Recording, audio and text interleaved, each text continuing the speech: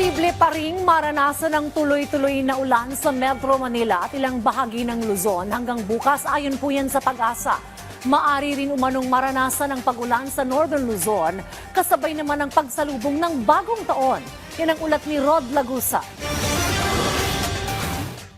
Sa buong maghapon, naging maulan ang araw ng Pasko. Tuloy-tuloy na naranasan ang pag-ulan dito sa Kamaynilaan. Ayon sa Pag-asa, ganito rin ang sitwasyon sa Central Luzon, Calabarzon, Eastern Visayas at ilang bahagi ng Mimaropa.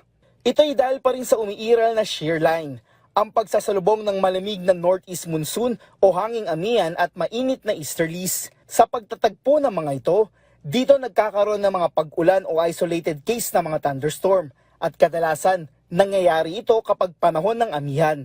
Kasama din ang Bicol sa apektado nito kung saan binaha na rin ang ilang lugar dahil sa tuloy-tuloy na pag-ulan. Possible kasi na mas nasa east din kasi sila, kaya mas malalakas yung mga ulan na nararamdaman sa kanila unlike sa atin sa Metro Manila na medyo nasa loob.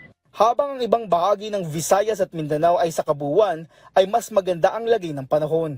Inaasahan natin kung dito sa may Metro Manila at mostly ibang bahagi ng Luzon, posible until tomorrow na maging maulan and then improving weather conditions sa mga susunod na araw. Habang nakikita ng Pag-asa ang posibilidad na magiging maulan ang bahagi ng Northern Luzon sa mga susunod na araw.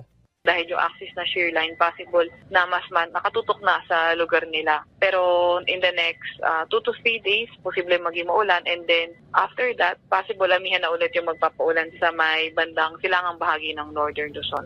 Dahil dito mataas ang tsansa na uulanin ang pagsalubong ng bagong taon ng mga nakatira sa Northern Luzon. Although nakikita natin dahil improving yung weather sa Metro Manila, patuloy lang din siguro nating bantayan yung mga magiging weather pa sa mga succeeding days. Ito'y dahil ang meron sa kasalukuyan ay 5-day weather outlook.